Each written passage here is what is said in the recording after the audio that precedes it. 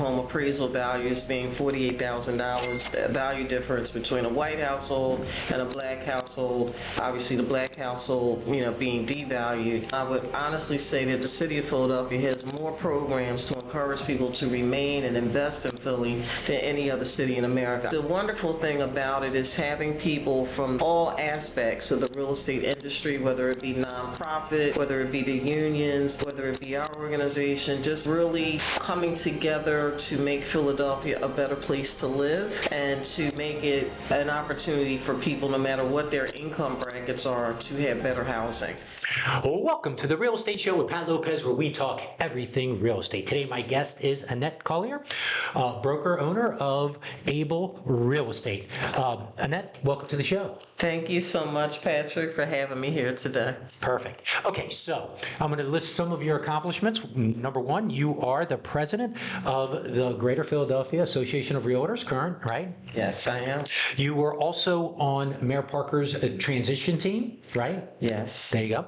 And you're on the advisory committee or board for her home initiative, Home Ownership Made Easy, right? So we're going to jump into all those. But before we get into those, and I know I saw your resume, it was like 12-mile long list. So I know I'm not, I'm just touching just a little bit, the tip of the iceberg right there.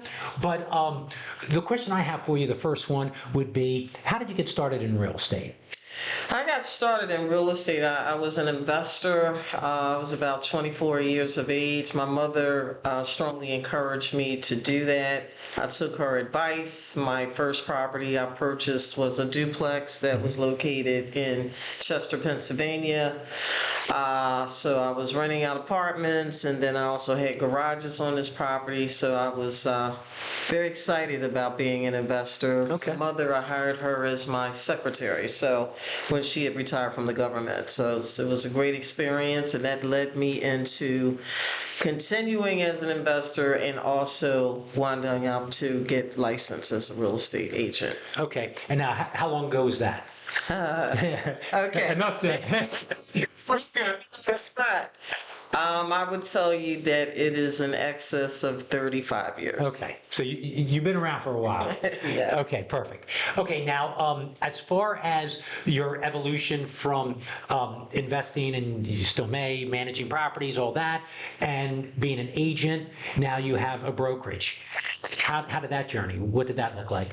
When I first got started in the business, I worked for Century 21 office. It was actually called Home Real Estate and Associates in North Philadelphia. My broker was Robert Jackson, and he introduced me to more than just being licensed as a real estate person. I also became a member of the National Association of Real Estate Brokers, which was founded in 1947 by Booker T. Washington. And so I joined that, and then later at the time there was conversation in Pennsylvania about the banks trying to make agents into employees.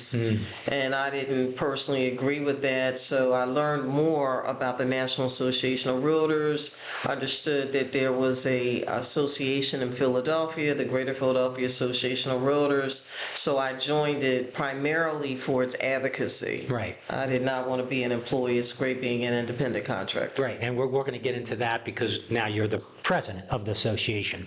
Okay, and then and how many agents do you have altogether in your office? I think I have about 5 agents. We're a small boutique, but we've been around for 23 years. Right, perfect. Okay, now I also was reading up, you served on the transition team for Mayor Parker?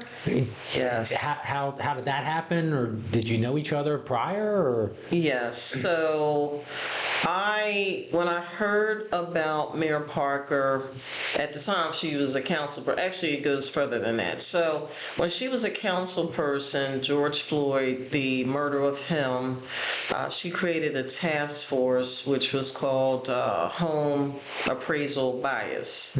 And so I joined that particular task force. At that time, there was a gentleman by the name of Christopher Sample, who was very well known in Philadelphia. He's no longer with us. us, but he made me aware of this task force and thought that it was an opportunity for the Philadelphia Metropolitan Board of Realtors, which I was serving, and later I wound up serving as an acting president because he was the president. Right.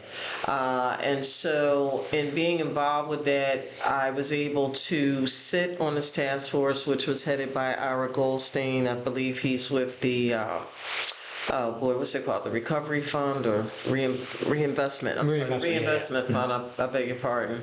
And so that was a delight. There were guest speakers that came in from all over the country. Everything was done via Zoom. Talked about Middle America. Talked about the differences of home appraisal values being $48,000 value difference between a white household and a black household. Obviously, the black household, being devalued. Right. And so that was the beginning, and then when she announced that she was going to run for mayor, I wanted to support her. So I did support her. I did speak publicly in support of her, and I'm very proud of the decision. I love when I have a leader that has a plan and a direction that's going to bring things together and not divide. Right. And so I'm very happy that I supported her. And I suppose my history in being in the real estate business allowed me opportunities to further her opportunities Right. that were available. Right. And she's big on, home ownership. And now you're on the advisory board for HOME, which is an acronym for Home Ownership Made Easy. So what does that look like? I know they have a bond that they floated out for like 800 million, and then with the land bank, it's $1 billion and change. So what does that look like? When's that going to roll out, or has started already? Yes, so the conversations have been happening as the mayor made that recommendation to City Council. I believe they received it. So this Home Advisory Board, we meet about once a month, and we discuss, how the money should be allocated, what programs in Philadelphia should remain. I believe there's about 43 programs that are in Philadelphia. Recently, we did have Angela Brooks, who is the director over that, on our coffee talk. So I would encourage you to go to YouTube and look at the Greater Philadelphia Association of Realtors page, and you'll hear her talk about it. But the wonderful thing about it is having people from all aspects of the real estate industry, whether it be nonprofit, whether it be the unions, whether it be our organization, just really coming together to make Philadelphia a better place to live and to make it an opportunity for people, no matter what their income brackets are, to have better housing. So I wholeheartedly support this initiative. Right. And I think it's definitely going in the right direction. No final decisions have been made because, as we know, legislatively, things have to be approved by City Right. Council. And they take time. Absolutely. Okay. So you are the president of the Philadelphia, president of the Greater Philadelphia Association of Realtors. How did you start getting involved with that? Oh, yes. So after I became a realtor, this is going back in the late 90s, I think the first committee I was on was a committee called the Grievance Committee. And then later on, there was a gentleman by the name of Tony Brown. He was a line officer at the Greater Philadelphia Association of Realtors. He brought forth the conversation of diversity, equity, and inclusion.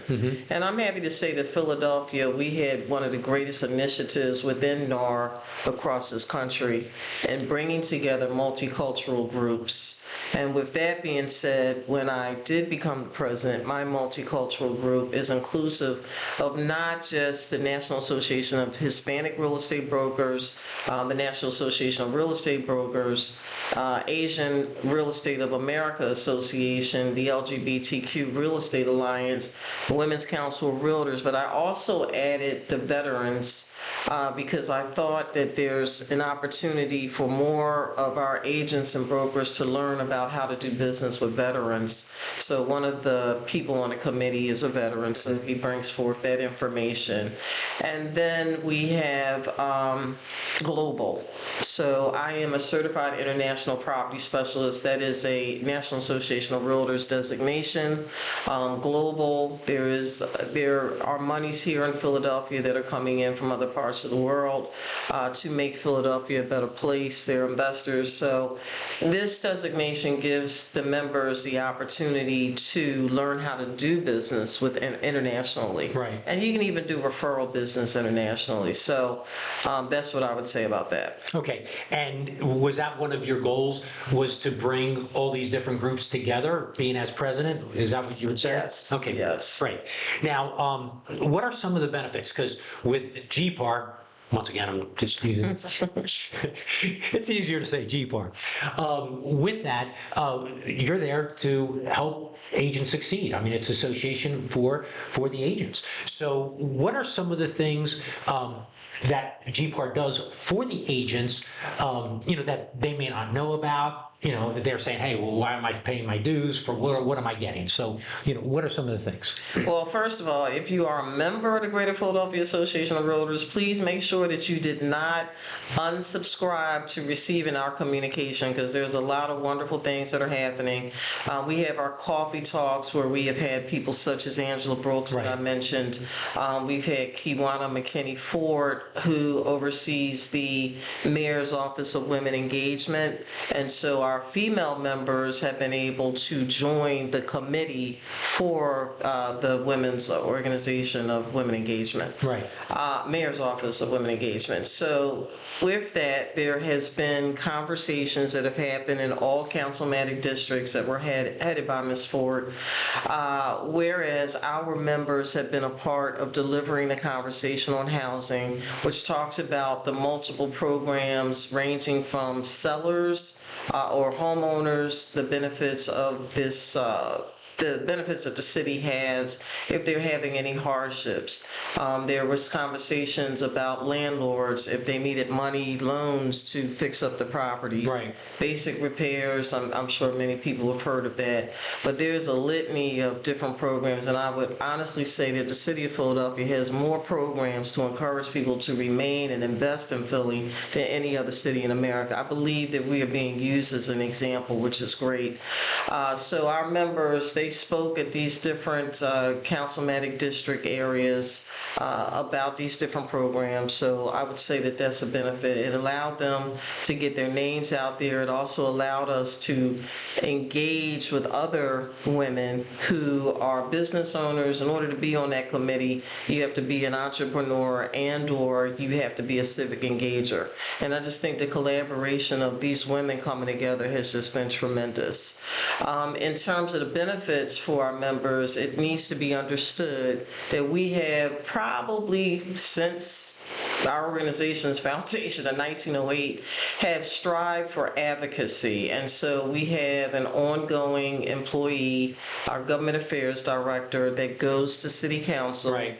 Every Thursday or whenever they meet at City Council, and brings back any legislative information regarding housing, how it's going to affect our customers, how it's going to affect us as real estate professionals. And then we begin our advocacy. We have a government affairs committee, and they review that information, they make the recommendation, and then that government affairs director goes back to City Hall and advocates what our stance is with all the council persons. Right. So it's constant, and there's a voice going in front of City Hall, because sometimes we all know, sometimes they may say, hey, this sounds like a good idea, and maybe it sounds good, but it's no good. Right. It'll kill business. So absolutely, that's super We important. make sure we're at the table, so I just want everyone to know that we are a living, breathing entity. So when you pay your membership dues, this is a part of what it's being applied to. Right. Okay, so I have a couple more questions. Big event, November, right? You guys do that every year, GPAR, and they, of course, invite all their members to show up. It's down at Live Casino, so why don't you tell us a little bit about that? So this year we're doing it a little different. We're doing a lunch at Live Casino, so we really encourage you to register. The price is probably somewhere around $25. And we're really looking forward to our speakers, Kevin Gillum over at Drexel University. He will be speaking about the state of the economy Right. and housing, which he does a tremendous job. We will have some brokers that are very well known in the city of Philadelphia. They will speak about what they are finding in the world of real estate and their clients. We also will introduce our new CEO, which is Kate Berard. We're really happy about her, and she's an Esquire. We think she will do a great job for us. So it's going to be a lot of great information. You know, usually there's some kind of a lottery. You can win some gifts. I'll do the state of my presidency report. So you will have that opportunity, but also we will have vendors such as you. I'll be there. Who attends every year, and just really grateful for people such as yourself for attending. Bright MLS, as we all know, is our local multiple listing service. They will give some of their updates, and you know, it's just a great opportunity to network with people, expand your business. You never know, referral business. So for example, Right. I'm not only licensed in Pennsylvania, I'm licensed in New Jersey, Delaware, Maryland. So if you have licenses and you're talking to people that do not have licenses in those states, it's an opportunity for you to do some referral business as well. Yeah, and it's just great education, period. Like, you know, when I was there last year, you know, you had an economist from, you know, Washington. Now you have Dr. Gillum. He'll be there. But, you know, just going over statistics and, you know, it's just valuable information. If you want to be a professional, you know, you need to take the, you know, business serious, in my opinion. Oh, yes. Okay, so I have two more questions for you.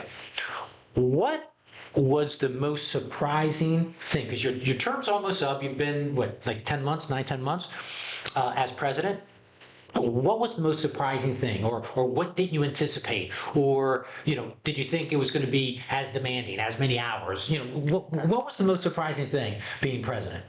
Yes. So the most surprising thing was our CEO who resigned, maybe around month 4 or 5 of my presidency. And so it was a surprise. I love how our board, our past presidents, helped me to navigate, as well as ourselves, in the steps in moving forward. I'm very grateful to the past CEO for providing us with information, properly preparing things so that we can make the transition. So we had to put together, and I put together the search committee. We as a group, we agreed who was going to chair, and that chair did a great job. We wound up hiring a CEO search firm, which consists of 2 past NAR presidents who have a CEO search firm, and that was just an excellent experience. The process of elimination, I will tell you that all of the candidates were great, but you know, it's like a football game, right? Super Bowl is only going to be one, but just really delighted to see what's out there in the realtor world, our talents that are there, and just really happy about our new CEO that will be onboarding, and I hope perhaps you will have her on as well. Definitely. But that was surprising. I am not a person that believes that things should be CEO driven. I believe that it should be membership driven. And I think the membership has to tell the CEO the direction in which they want to see it to go. And even before I got into office, I had a focus group, and that consists of past presidents and existing members. I had about maybe less than 10. And it was just interesting to hear what they thought was needed in the organization. I do not believe that a president should just say, hey, this is what should be needed. We should always reach back out to our membership and let them advise us and create the plan. So I was privileged with that opportunity to come in with a plan and roll the plan out to the best of my ability. Unfortunately, without having a CEO, it was a little difficult in achieving everything. But I do look forward to working with our new CEO and trying to deliver as much as I can. Great. Okay, so you still sell real estate, right? I sure do. There you go. So if somebody wanted to get a hold of you, how would they do that? You deal with buyers, you deal with sellers, you deal with investors, you do it all. We do it all. So how would they get a hold of you? So probably the best thing is texting. I am moving around a lot, especially in the position that I'm in. My number is 267-688-0706. I do want to also say that I'm not only a real estate broker. I have couple other companies, Able Consultants, because I have some developers that are out of other areas that I'm consulting with that Right. want to do business in Philadelphia. And then we have just recently created a company called Able Development Partners. So really looking forward and Yeah, they really jump in that development because that, was your roots, right? Oh, yes. Yeah, perfect. Okay, so thanks for being on the show. Thank you so much. And I will see you definitely on November 20th, right? Yes. God willing.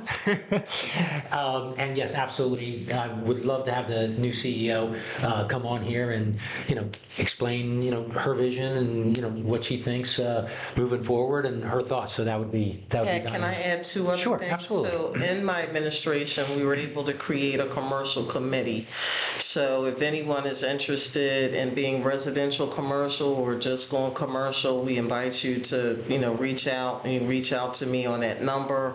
And also there is a shortage of appraisals. So if you are a realtor and you have an interest in learning more about the appraisal business, we will be doing that November 6th at Temple University, and you can reach out to me. It might even be on our social media pages, so Right. please visit that as well, Greater Philadelphia Association of Realtors. Right, and then what's the website just for the Yes, it's going to be GPAR.org. GPAR.org, right, because you have a ton of information on there. Absolutely. Okay, well, that's the Real Estate Show with Pat Lopez. Hope you enjoyed the show. Be sure to follow the show on Facebook, Instagram, and of course on YouTube. YouTube, this is where we'll be airing the Real Estate Show with Pat Lopez. Remember, give me some likes, really helps the algorithm. Subscribe. I'm almost at 50,000 subscribers. Get me over the top, 50,000. And give me some comments. Tell me some show topics you'd like me to cover in the future. Remember, this show is everything real estate, no limits. Hope you enjoyed the show, and I'll see you next week.